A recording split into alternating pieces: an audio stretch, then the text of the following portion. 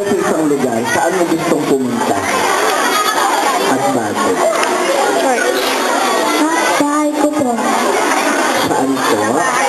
Sa bahay mo. Bakit? Ano bang meron sa bahay niyo? Anong meron sa bahay?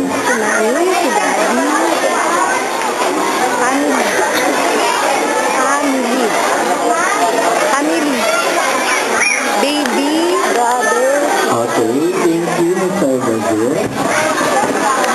Again, how can harmony be achieved if we consider God as our Father and other as brothers and sisters? Pagkakaisa po.